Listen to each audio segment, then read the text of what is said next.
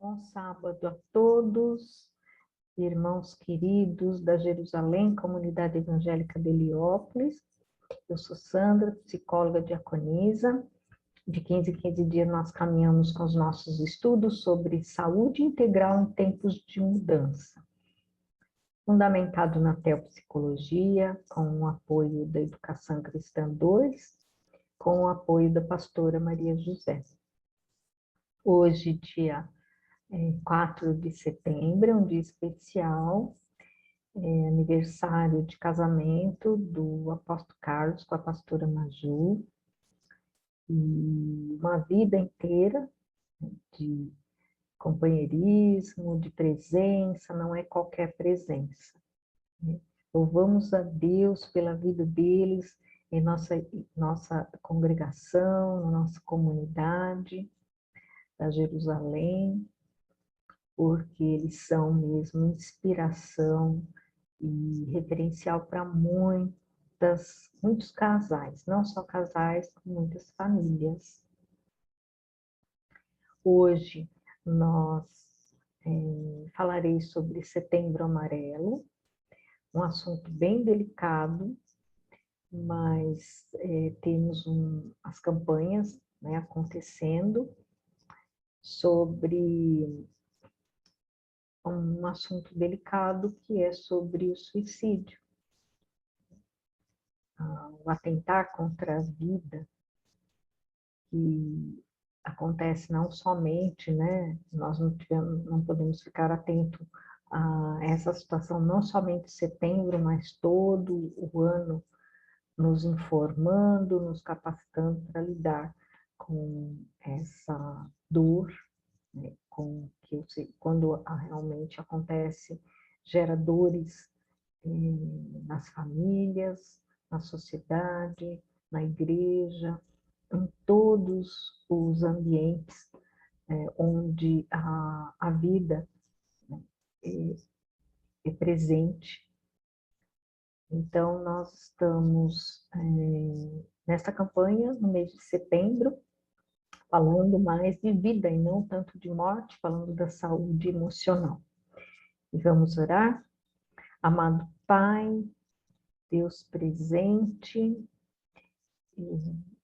conto contigo, Senhor, para me capacitar a entender qual a perspectiva de vida, qual a perspectiva de vida para hoje, de vida para o futuro. Sabemos, Senhor, e peço que o Senhor nos capacite a entender o contexto mais amplo da vida, nos ajuda a distinguir sobre as coisas valiosas, valorosas e as coisas desprezíveis que acomete a todos nós. Ajuda-nos a fazer escolha pela vida. Ajuda-nos, Senhor, a fazer escolha em Ti. Nós sabemos que a Sua presença é certa em nosso meio, porque nós vemos o Seu cuidado. Esperamos sempre em Ti, Senhor, e louvamos e glorificamos ao Seu nome, ao Seu santo nome, por todos os Seus grandes feitos em nosso meio. Amém. E tem uma passagem bíblica que fala, né, não sabeis vós que sois santuário de Deus e que o Espírito Santo habita em vós? Se alguém destruir o santuário de Deus, Deus o destruirá. Porque sagrado é o santuário de Deus que sois vós. 1 Coríntios 3, 16, 17. E nós precisamos falar sobre saúde emocional, porque o adoentamento dos pensamentos e das emoções está sendo filtrado em todos os ambientes, nas famílias, até na igreja. O inimigo não se aquieta. E como podemos vigiar nossa saúde emocional, os nossos pensamentos, para que possamos inspirar muito mais vida do que perdas? Estou falando só de morte física, mas de perdas. A depressão, por exemplo, é uma perda. A pessoa perde vida. perde saúde emocional, perde a saúde dos pensamentos, perde sono, perde a vontade de comer, de se alimentar e se cuidar. Tem uma música da Kel Smith que diz: tudo muda, até as estações, serve de esperança aos corações. O ontem passou e o amanhã ainda não é meu. Tudo que mudou me transformou no que hoje sou eu. Eu achei que nunca fosse superar a dor que é perder alguém e ter de continuar, mas sou bem mais forte do que eu poderia imaginar.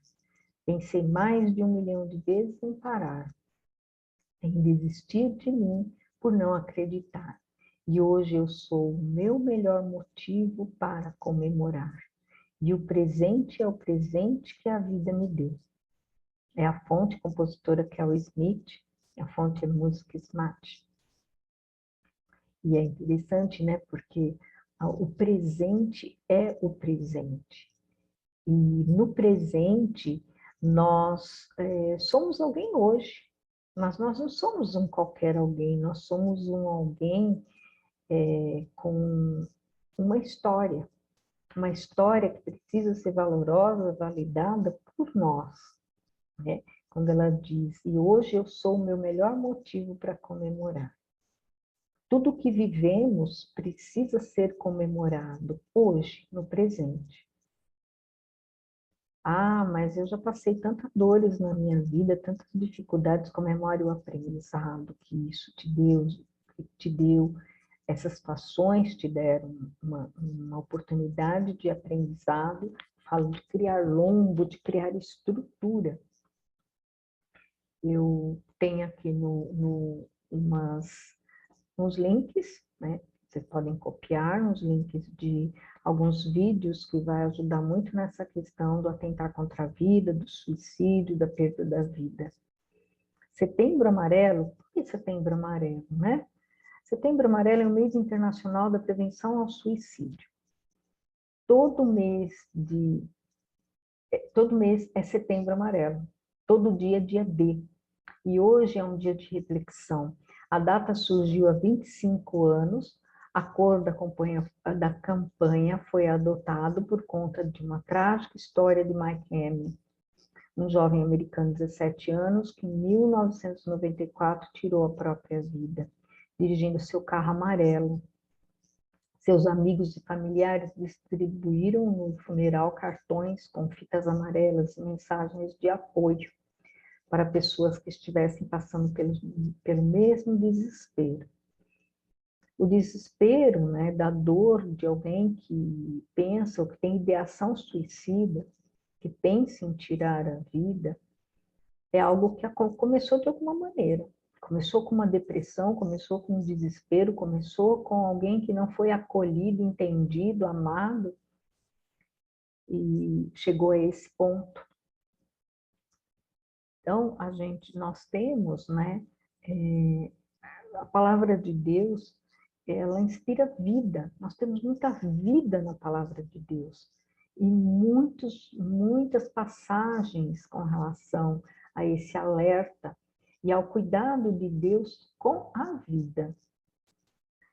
Em 2 Coríntios 4, de 8 a 9, diz: de todos os lados somos pressionados, mas não desanimados. Ficamos perplexos, mas não desesperados.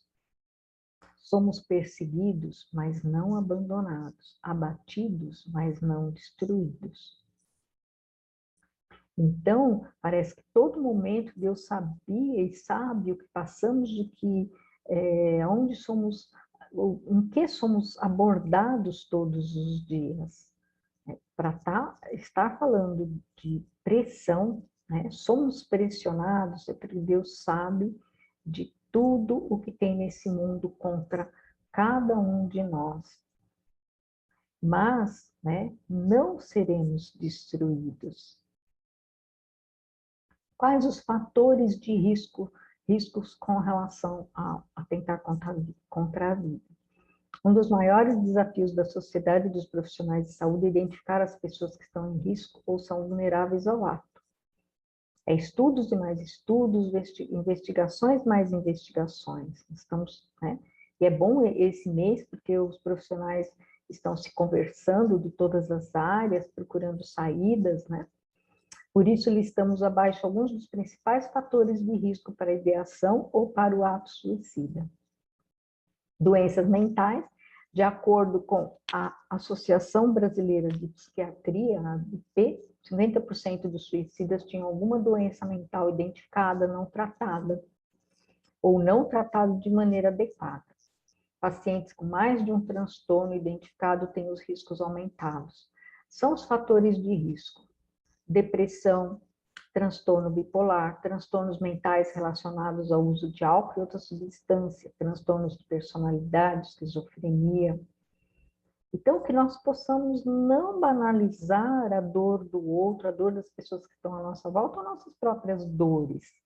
Buscar cuidado rapidamente, porque algo que é destrutível, né, que chega a uma situação de abandono de uma pessoa, ela começou de alguma maneira. E nós precisamos identificar, não banalizar uma tristeza que ela prossegue mais de 6 meses, já não é tristeza, é depressão. Então, vamos ficar, né, alertas. Os aspectos psicológicos, quando os fatores abaixo estiverem ligados ao consumo de substâncias químicas, o risco é extremamente alto. Além disso, pacientes que já tenham tentado suicídio têm entre 5 a 6 vezes mais chances de atentar novamente contra a própria vida. Outros fatores: perdas recentes, baixa resiliência, quando a pessoa tem baixa força de se superar dos acontecimentos traumáticos da vida. Personalidade impulsiva, agressiva, humor instável, história de abuso físico ou sexual na infância, desesperança, desespero e desamparo, conflitos de identidade sexual. Então, eu como profissional no consultório, eu falo que eu faço um pouco de estardalhaço quando chega um jovem que tem ideação suicida, que está falando sobre né, tirar a vida, ou se despedindo, ou carta de despedida, porque aí eu chamo a família. Às vezes o tratamento é medicamentoso, precisa ficar alerta, acompanhar. E muitas vezes nesse cuidado do profissional, da família, de profissionais envolvidos, a pessoa começa a se sentir tão amada que isso ajuda muito. Por isso que eu falo estardalhaço, né? Vamos nos unir para ajudar essa pessoa a cuidar da vida. Como ajudar uma pessoa sobre risco de suicídio? Escute a pessoa atentamente, tenha uma abordagem calma e aberta, sem julgamentos, entenda os sentimentos da pessoa, tenha empatia, porque geralmente a gente fala, mas sua vida é boa, olha o que você tem de bom na vida, para com isso, mas a dor em si, qual que é essa dor? E a pessoa pode dizer se ela sentir acolhida, se ela sentir que ela está sendo ouvida, ela pode abrir e falar da dor, ajuda muito a pessoa a sair desse padrão de querer acabar com a vida, né? Muitas vezes ela não quer acabar com a vida, ela quer acabar com a dor, e se ela acha um caminho para a dor, ela pode modificar esse pensamento. Aceite a queixa da pessoa e tenha respeito por seu sofrimento. Expressar respeito pelas opiniões e valores da pessoa mostra preocupação, cuidado e afeto. E em João 16:33 diz: eu disse essas coisas para que em mim vocês tenham paz. Neste mundo vocês terão aflições, contudo tenham ânimo. Eu venci o mundo. Então, esse versículo 16, João 16:33, quando diz, eu disse, né? Deus disse muitas coisas sobre a vida, as dores da vida, né? E as saídas para tudo isso. Ele falou. Então, se ele falou, ele também espera que escutemos, né? E nós também podemos nos habilitar a escutar, a ter uma escuta amorosa, aquele que está distante, aquele que está absorvido pelos seus próprios pensamentos e dores. Fatores de proteção, né? protege uma pessoa até de ideação, né? Não é porque a pessoa, só o atentar contra a vida. O atentar contra a vida começa numa ideia, a gente fala ideação suicida, que protege a pessoa de ter esses tipos de ideias, são autoestima elevada, bom suporte familiar. Vocês percebem que em todos os transtornos, os distúrbios que eu venho falando, o suporte familiar é extremamente necessário. Crenças espirituais, culturais, étnicas, laços sociais estabelecidos, vida social e lazer. Isso protege a pessoa, né? Lógico que a solidão pode levar a ideias de retirar a vida. Em Lucas 12, 6, 7 diz, não se vendem 5 pardais por 2 moedinhas? Contudo, nenhum deles é esquecido por Deus. Até os cabelos da cabeça de vocês estão todos contados. Não tenham medo, vocês valem mais do que muitos pardais. Se ele cuida tanto, né, dos pardais tão lindinhos, né, e então nós valemos mais. A vida aos olhos de Deus. A vida aos olhos de Deus é muito preciosa e precisa ser cuidada, respeitada e valorizada. Deus achou que valíamos o sacrifício de Jesus, seu Filho unigênito, que derramou sua vida em nosso favor. Isso é a maior prova de que o Senhor nos ama, verdadeiramente nos ama, e estava disposto a pagar o preço para que fôssemos resgatados para nos ter de volta em seus braços. E você é obra de Deus, eu sou obra de Deus, um tesouro valioso, por isso não se pode destruir, não podemos destruir nossa vida, pela qual o Senhor Jesus pagou um preço muito alto. Foi preciso entregar tudo a Deus, porque somente Ele é o remédio mais próximo para a cura de nossas angústias. Deus nos fez uma obra de valor único.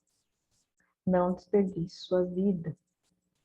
E quando eu digo desperdiçar a vida, é desperdiçar se ocupando com sentimentos desprezíveis, com pensamentos de abandono, de rejeição. Aquele que está com esse sofrimento, procure alguém de confiança para falar, para conversar. Às vezes é muito difícil, né? Uma pessoa que está com muitas dores, colocar o joelhinho no chão e lembrar de todas as passagens que eu já falei aqui hoje, né? Que Deus deixou escrito como formas, inspirações de vida.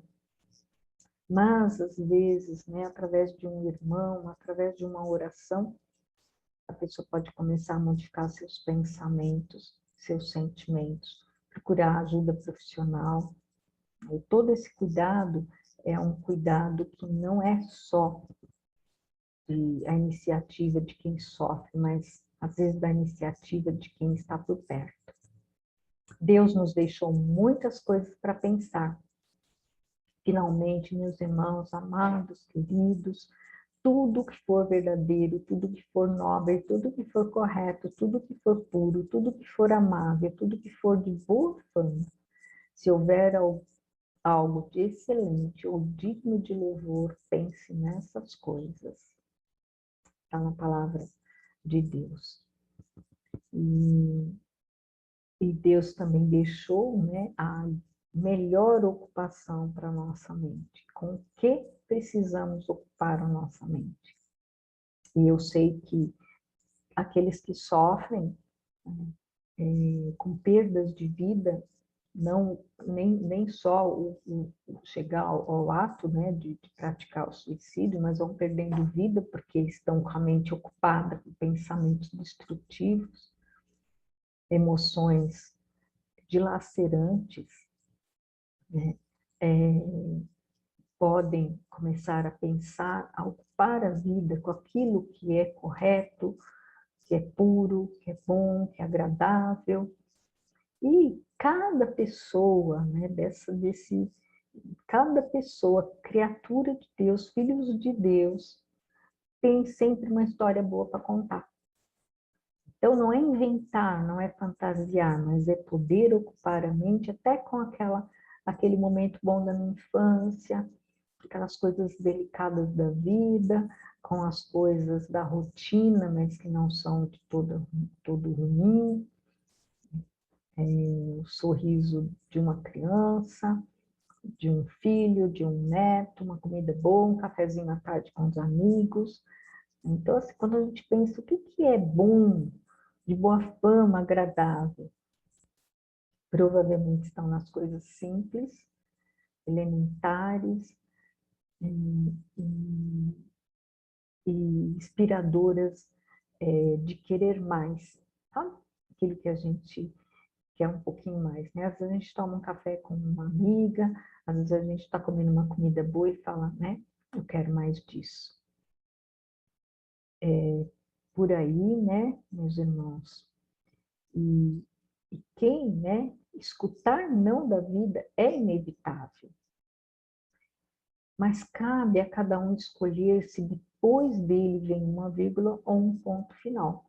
Eu falei disso já em outros estudos, né?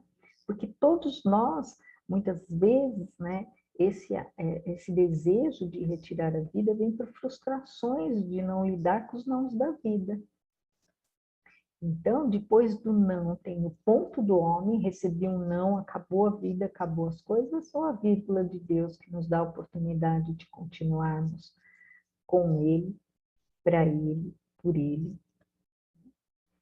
Essa é a mensagem, né, de sábado à noite, e eu espero que todos possam meditar, refletir, sabemos que a morte faz com que nós possamos refletir a vida.